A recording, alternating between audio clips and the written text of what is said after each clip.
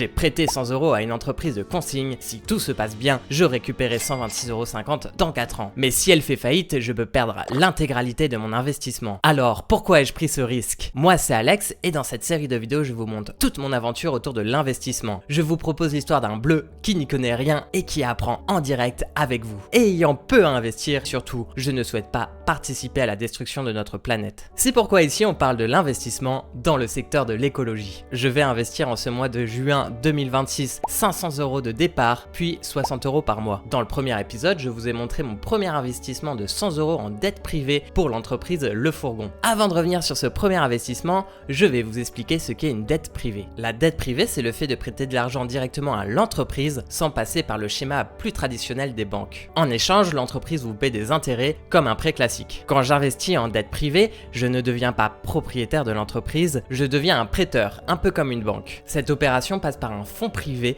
qui regroupe plusieurs investisseurs. Dans mon cas, pour Le Fourgon, le fonds est géré par l'ITA. Mais pourquoi les entreprises passent par un fonds privé avec un taux de remboursement moins avantageux pour eux? Pour notre investissement, Le Fourgon rembourse 9,5% par an, ce qui est énorme. Eh bien parce que c'est plus rapide, plus flexible, parfois plus accessible que les financements classiques et le prêteur ne devient pas actionnaire. Pour les investisseurs, l'intérêt est justement ce taux élevé avec un échéancier clair de remboursement. Mais attention, ce n'est pas sans risque. Si l'entreprise a des difficultés ou même ferme, il peut y avoir des pertes partielles ou totales. Aussi, l'argent est bloqué sur une durée plus ou moins déterminée si l'entreprise qui choisit quand elle rembourse. J'avoue qu'à la base, je n'ai pas choisi spécifiquement d'investir en fonds privés. Ce qui m'a décidé, c'est que je connaissais déjà Le Fourgon avant d'investir. J'avais déjà travaillé avec eux sur certains tournages, donc c'est pas une entreprise découverte au hasard en surfant sur internet. J'aime sa mission, un acteur engagé dans la réduction des déchets. Donc si on se rapporte à mon tableau que je vous ai déjà montré la dernière fois, j'ai investi 100 € en dette privée pour Le Fourgon via l'ITA. Oui, ce tableau, c'est le tableau que nous a fourni directement Le Fourgon, c'est l'échéancier de remboursement. Moi, ce que je trouve intéressant, dans les 100 € qu'on investit, on commence à nous rembourser à partir de fin 2028 où petit à petit, on en rembourse sur environ 3 ans pour arriver à 100 € de remboursement. Autre chose intéressante, c'est que l'opération, elle est courte, elle dure 4 ans à 49 mois pour être précis. Elle commence donc en juin, le moment où j'ai investi mes 100 €, et je devrais tout récupérer en juillet 2030. Tous les 3 mois, normalement, j'aurai des intérêts, c'est trimestriel, à commencer par le 10 octobre 2026 jusqu'en juillet 2030. Ces intérêts, on peut voir qu'en 2026, je devrais gagner 2,38 €, donc là, c'est vraiment du gain net. En 2027 et 2028, 9,50 € par an. En 2029, 6,70 et en 2030, 1,90. Alors vous allez peut-être faire un petit calcul simple. Si j'ai 9,5% par an pendant 4 ans, pourquoi j'ai pas 9,50 € par année? Déjà en 2026, je pense qu'il compte qu'un trimestre. Ensuite, en 2027 et 2028, effectivement, j'ai prêté 100 € sur ces années-là parce que je n'ai rien encore récupéré. Par contre, à partir de 2029, j'ai commencé à rembourser. Or, en 2028, j'aurais déjà remboursé 11,50 €. C'est 9,5% moins ce que j'ai déjà remboursé. C'est pour ça qu'en 2029, j'aurai beaucoup moins, 6,70. En 2030, j'aurai remboursé déjà 60 €, qui restera plus grand chose de ce que j'ai prêté. C'est pourquoi j'aurai que 1,90. Mais l'opération reste quand même très intéressante, notamment parce que j'avais dit dans l'épisode 1 que moi, ce qui m'intéressait, c'est d'avoir un meilleur taux que le livret A de base qui a 1,5% par an. Donc moi, si j'aurais mis mes 100 € dans le livret A, avec ce taux d'1,5%, j'aurais gagné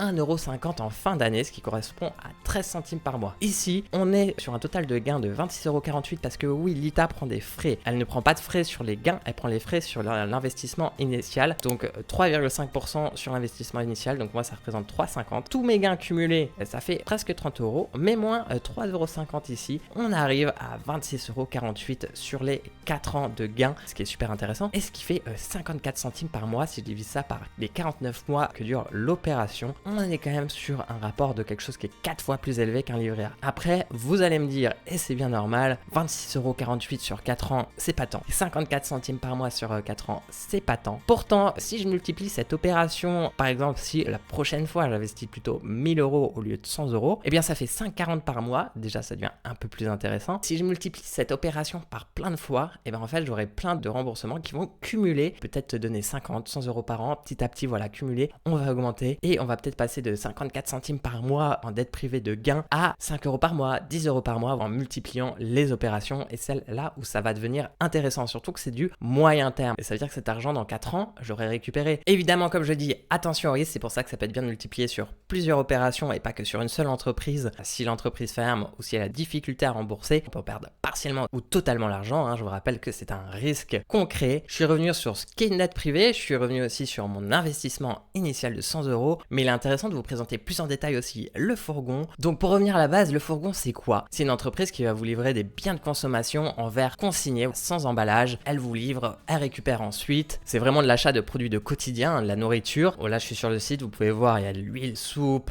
petit-déj, thé, café, des snacks. On a aussi tout ce qui est classique, hein, lait, bière, sirop, eau, jus de fruits, soda. Et aussi, il y a quelques trucs pour la maison, notamment autour de l'entretien, l'hygiène, la beauté. Le fourgon, c'est très simple comment ça marche. Vous faites votre commande directement sur le site ou sur l'application. En faisant votre commande, vous allez réserver un créneau. C'est des créneaux de 2 heures. Il n'y a pas de frais de livraison au-dessus de 40 euros. On vous livre sur ces 2 heures et on récupère les caisses et les produits vides de l'ancienne livraison. La consigne, comment ça fonctionne? Il y a une caution lorsque vous achetez un produit. Là, on peut voir un parcours des produits. Ça, c'est très intéressant sur le pourquoi c'est cool écologiquement. La première chose, par exemple, si on prend une boisson ordinaire, le producteur il va faire sa boisson en usine, il donne à la tournée vous livre, le client le consomme, le fourgon ensuite le récupère une fois vide. Une fois revenu à l'entrepôt du fourgon, il y a un tri, le fourgon va passer par un prestataire de lavage pour qu'on puisse réutiliser, réemployer justement le verre consigné, donc là ici la bouteille, qui est ensuite ramenée au producteur de boisson initiale. Il y a un cercle vertueux. Là, des données qui sont très intéressantes, c'est que le produit, le verre, il peut être réemployé plus de 40 fois, beaucoup moins de déchets, hein. Forcément le déchet c'est pas gratuit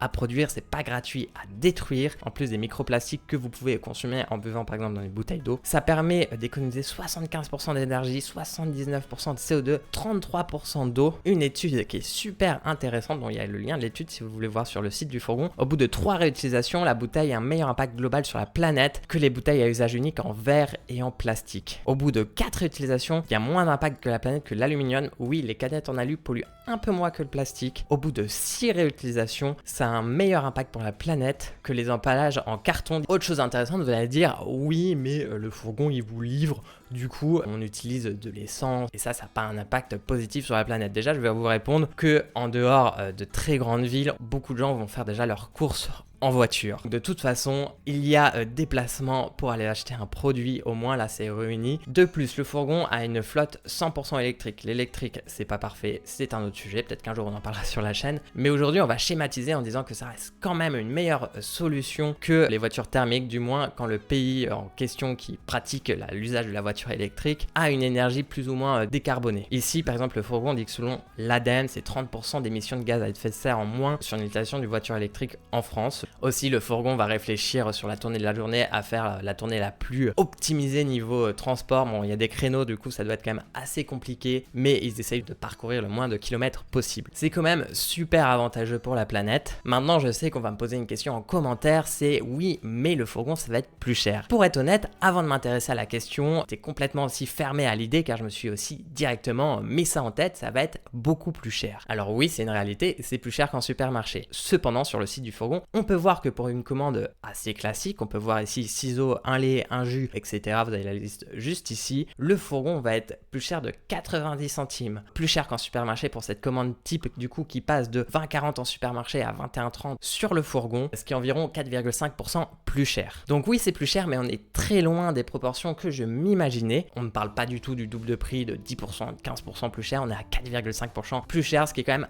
assez raisonnable. Si on fait un calcul rapide, d'après l'INSEE, le budget moyen des courses par mois en France en 2025 est de 310 € par personne. Évidemment, ça varie suivant où vous habitez, vos habitudes de consommation, votre régime alimentaire. Il y a vraiment plein de variables propres à chacun. Là, on parle vraiment d'une moyenne de 310 € personne. Mais si on reste sur cette moyenne, ça donne un surcoût de 14 € par mois. Oui, c'est un coût en plus qui peut être plus ou moins important suivant les revenus de chacun. Mais on est très loin de mon imaginaire de départ. De plus, c'est vraiment à nuancer car il y a des avantages certains. Pour l'écologie, la santé, c'est clairement forcément pas la même qualité de produit. Il n'y aura pas aussi de microplastique dans ce que vous allez manger. Moins de déchets, on en a parlé. C'est beaucoup d'eau économisée. Je reprends le chiffre qui est assez impressionnant. Voilà l'eau économisée depuis 2021 grâce au fourgon. Côté social, j'ai fait un tour sur le site. C'est majoritairement des produits qui sont d'origine française et fabriqués en France. Donc moins de transport, mais aussi ça fait vivre des emplois en France. Ça c'est cool. Et côté économie, personnellement, moi quand je vais faire mes courses au supermarché, je ressors rarement avec uniquement la liste que j'avais au départ. Là, comme c'est une commande à préparer à l'avance, j'ai moins tendance à craquer sur les achats de dernière minute. Adieu le paquet de gâteaux de la liste d'ingrédients qui est en plus très douteuse. Aussi, si vous allez faire vos courses en voiture ou en transport en commun, c'est des frais en moins. Vous allez économiser sur le ticket de métro, de tram, de bus ou que sais-je. Pour la voiture, vous économisez l'essence. Dernier point qui est aussi très important, le temps, c'est de l'argent. On se fait livrer les courses, c'est vraiment un gain de temps très important. Donc la question qu'on peut se poser, c'est combien vaut votre temps? Ça en plus, c'est vraiment un exercice que font beaucoup de personnes, c'est réfléchir à la question de combien vaut mon temps. Ici, on gagne. Allez, fourchette basse, parce qu'il faudra toujours aller faire quelques petites courses. On va dire que je gagne 2 heures par mois en moins de temps de course. Si on reprend le fait que je vais payer 14 € en plus, ça fait 7 € de l'heure. Donc la question, est-ce que mon temps libre vaut plus ou moins que ça? Alors attention, je le redis, mais ces pourcentages, ces questions dépendent vraiment de chacun, suivant des contextes toujours très différents. Et je suis pas là pour faire la leçon, c'est pas bien de faire ses courses en supermarché. Perso, moi je l'utilisais pas chez moi. Je l'ai mis plusieurs fois en place sur des tournages, mais chez moi, je restais en supermarché classique la plupart du temps. Là, je commence à peine à l'utiliser personnellement, donc je vous ferai un topo dans les mois à venir si j'ai continué à l'utiliser. Si tous les avantages cités précédemment, c'est pour moi, c'est ou non des avantages ou pas que je peux prendre en compte si aussi économiquement on s'y retrouve comme l'annonce le fourgon. Je pense que le mieux à faire en fait, c'est de tester. Faut pas se mettre la pression, faut voir si le concept, les produits nous plaisent, sont adaptés à soi personnellement. Vous pouvez le mettre en place chez vous, mais comme j'ai dit, c'est très simple à le mettre aussi en place en entreprise. Et en plus, qui valorise le zéro déchet, l'écologie, c'est quelque chose qui peut être quand même super valorisant pour une entreprise. Dans le prochain épisode, je vais investir dans ma banque écologique. Oui, apparemment, je peux devenir actionnaire de ma propre banque. Si tu as des questions, un conseil, on se retrouve en commentaire. Abonne-toi pour ne rien louper. C'était Alex pour Investir Vert. À bientôt sur les internets.